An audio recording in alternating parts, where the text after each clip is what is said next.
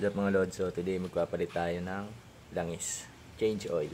Simula nung nabili ko to, medyo malayo-layo na rin yung na-travel ko. And nasabihan ako ng first owner na pwede ko na siyang palitan.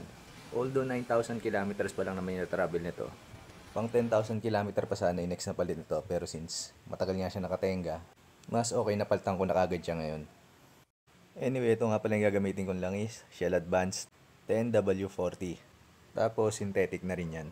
Ang kagandahan ng synthetic dun sa mga regular na langis is hindi masyado nagbabago yung viscosity niya at varying temperature. Yung makina kasi natin umiinit dyan or lumalamig. And during that time, nagbabago yung viscosity ng langis natin. Either lumalapot or lumalabnaw. Tapos meron na nga rin pala ako ditong oil filter galing sa Yamaha Genuine Parts and Accessories. Tapos may imbudo na nga rin pala ako dito. So una kong gagawin is tatanggalin ko muna yung lumang langis. Merong drainage yan sa ilalim. Ayan, pipihitin natin yan. Tapos diyan tatagas yung lumang langis. Naglagay ako dyan ng kariton sa kanang salaan para hindi magmantsa dun sa sahig.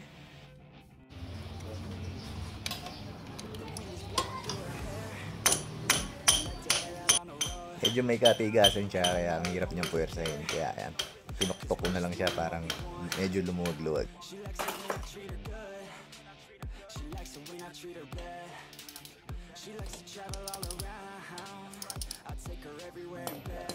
Nagbalot ako ng plastic sa kamay kasi pag binuksan mo yan, dire-diretso na yung tagas niyan.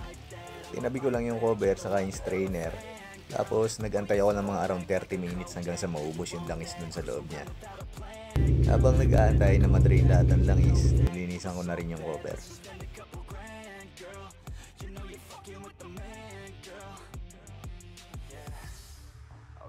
Tapos yung strainer, lilinisan ko na rin yan para hindi na humalo yung lumang langis dun sa bagong ilalagay natin.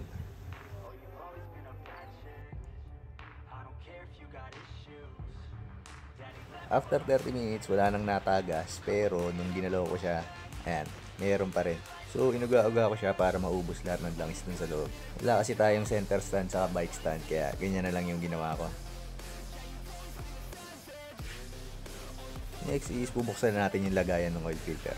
Tatlong screw yan, tapos yung isa dyan is mahaba. Ang mahaba dyan is yung nasa rightmost.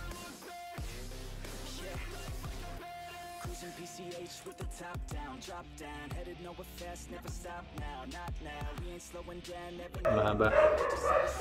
Hindi mahaba. Yan yung lumang oil filter. I-dispose na yan. Tapos pinunasan ko na lang din yung cover. Ingat din pala sa pagpupunas kasi baka may maiwang mga himulmul ng tela dyan.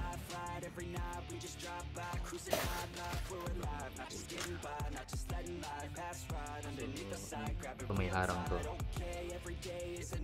Ito yung kakabit dito.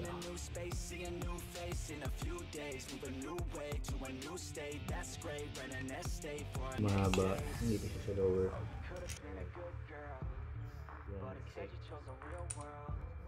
Yeah, you've always been a savage. Oh, you've always been a bad chick. I don't care if you got issues. Daddy left, but I'm with you. So come with me, never look back. We're living life like a badass. Oh, you could have been a good girl. But instead you took the real world. Next is ibabalik ko na yung cover saka yung strainer. So, yan yung itsura niya. Medyo may kahirapan lang yung pagbabalik nito. Gawa ng may spring siya. Bumabalik siya palabas. Puwersahin mo talaga siya papasok. After mo ikabit yun, ayan, hihigpitan na natin yan. Kasing higpit nung paano natin siya tinanggal. Next is tinanggal ko tong cover niya. Medyo mahigpit nga lang siya kaya ginamitan ko na ng pliers. Nilagyan ko lang siya ng tela para hindi bumakat. Diyan nilalagay yung bagong langis.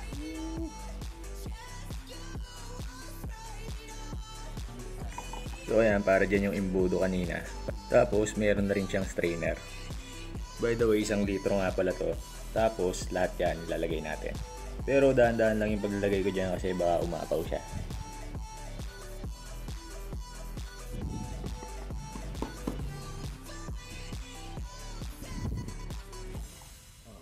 Kami dito.